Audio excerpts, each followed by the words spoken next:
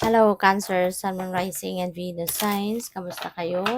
Sana po'y nasa mabuti kayong kalagayan. Welcome back po sa Star Tarot at kung bago kayo dito, welcome din po kayo. Please subscribe, like, share my videos, and leave me a comment kung nakaresonate po kayo. Thank you. So, tignan natin kung ano mga messages ninyo for today. We have the Hanged Man energy. Si Hanged Man, this is stagnant energy, no, Cancer? Kaya maaring magkaroon dito ng mga pagtigil muna, temporary pause sa mga ginagawa ninyo in order for you to have that opportunity to do some kind of reflection, introspection, mga ganyan. You know, kasi po pwede, no, na meron kayo ditong siguro lagi kayong maraming ginagawa. You're always preoccupied, no? Laging busy. Kaya there could be some instances or there could be some um, ganap dito sa buhay na hindi ninyo masyadong napagtutuunan ng pansin, no? Because you are always busy.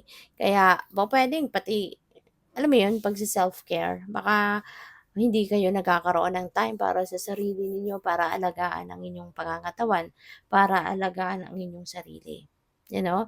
Kaya this could be the time that you need to, step back muna, 'no, from kung ano man ang inyong pinagkakaabalahan para na kayo ay makapagpahinga din, para kayo ay magkaroon ng kapayapaan, 'di ba, peace of mind, yung ganyan. So, you need to focus on caring for yourself. Okay? Lalo-lalo na yung mental health, 'di ba? Kasi kung stressed out kayo mentally, yung katawan ninyo napapagod din, 'di ba? Even if let's say for example, yung katawan ninyo hindi naman pagod, pero kapag yung isip ninyo, 'di ba, napapagod, nai-stress kayo, nadadamay ang katawan eh. Nararamdaman niyo din 'no, na pati yung katawan ninyo napapagod din, nai-stress din kapag yung isip ninyo is being stressed out, 'di ba? Kaya time ito 'no, bibigyan ka ng pagkakataon ngayon ng divine to rest 'no. Kaya maaaring merong ditong mga delays sa mga kung anong mga bagay-bagay na inaasikaso ninyo, magkakaroon muna ng temporary na pagtigil para na kayo ay makapagpahinga din. So, we also have the Eight of Swords, but this is in reverse, you know. So, feeling ko dito 'no, ang iba sa inyo, in the past or siguro recently, merong yung parang hindi ninyo nagagawa 'no, meron kayong mga iniisip, meron kayong mga plano na hindi ninyo magawa kasi maybe you are procrastinating dahil baka baka alam mo 'yun, meron sa inyo sigurong mga nagdi-discourage para gawin mo 'yun, meron sigurong mga sagabal, 'di ba? Baka may mga obstacles, mga ganiyan, kaya hindi mo nagagawa, 'di ba? Pero ngayon, things are going to change, 'no? So, siguro ngayon, magkakaroon din ng shift ang inyong energy and, from being procrastinating, from being yung parang nag-hesitate kayo to do it, 'di ba? Ngayon hindi na, 'no? Maaaring gagawin niyo na ng paraan 'yan. Maaaring ngayon you are going to start taking action towards kung ano man yung gusto ninyong gawin, 'di ba? Magsisimula na kayo ngayon na, 'di ba, maging productive. Kumbaga, ano, baka meron ditong pagkakataon na makita kayo, may opportunity na makita kayo, 'di ba, na magkakaroon na kayo ng realization, 'di ba, na teka, sayang ng oras, hindi ba? Sayang ng opportunity kung hindi ninyo igagawin ang mga bagay na kailangan ninyong gawin. So, we also have the Knight of Swords. Ayan. So, si Knight of Swords, this is ano eh, this is fast-moving energy.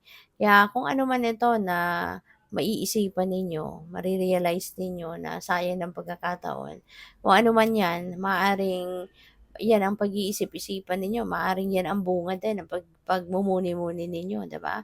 Mang pag pag ko-contemplate ninyo, maaaring mare-realize ninyo na sayang ng lahat ng pagkakataon na dumaan na sa inyo. Kaya ngayon, parang ayaw mo na mas magsayang pa ng mas maraming opportunity, 'di ba? Kaya mababaliktad na nga yung pag-iisip ninyo, and you will be having that determination, you will be having that hope na things are going to be better na from here on. Kaya magsisimula na kayong mag-take action, 'di ba? Maiisip na ninyo siguro dito kung ano yung mga bagay na dapat ninyong i-prioritize, 'di ba? Kung ano yung mga pagbabago na dapat ninyong gawin para mas maging maayos ang takbo ng pamumuhay, 'di ba? Kaya you are going to be on your feet, no? After ng pagmumuni-muni at pag-iisip ninyo, maaring marami kayong realization dito, no, that will lead you towards your success. So, good luck. So, ano pa yung mensahe sa inyo? And by the way, maraming salamat po na for subscribing. And if you haven't subscribed yet, subscribe na kayo. And maraming salamat din for not skipping the ads, no? Kasi malaking bagay po yan sa akin. And kung gusto po ninyo na mag-join sa membership, just click the join button po sa baba ng video. Salamat. So what else? We have angel number 0808. Ayan. Swift action.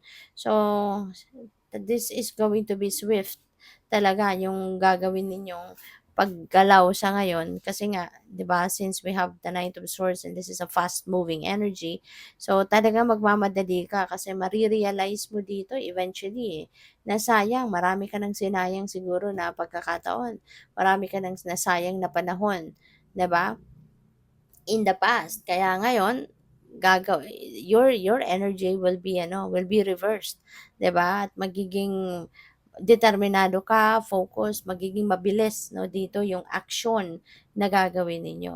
Kaya sabi din dito, no, merong pag-improve ng inyong finances. So even, no, yung pag-improve ng kaperahang aspeto ninyo will be fast. Ano, it will also happen in a fast pace. So siguro ano man itong mga gagawin ninyo, magbubunga ito, no, ng bonggang financial reward. Magkakaroon kayo dito ng magsisimula siguro ang inflow of abundance and prosperity into your life, kaya magkakaroon ng biglaang pagbabago.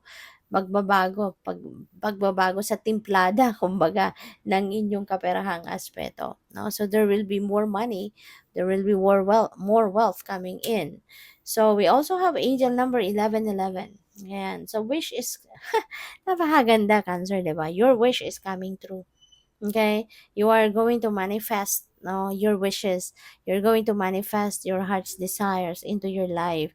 Kumbaga, biglang biglang babaling sa inyo ang swerte sa ngayon, 'di ba? There will be more blessings coming in, merong mga magagandang balitang paparating, merong magagandang life experiences na dadating, new opportunities coming your way, 'di ba? Na siyang magdadala sa iyo ng swerte, ekstrang kasiyahan, contentment. So, good luck.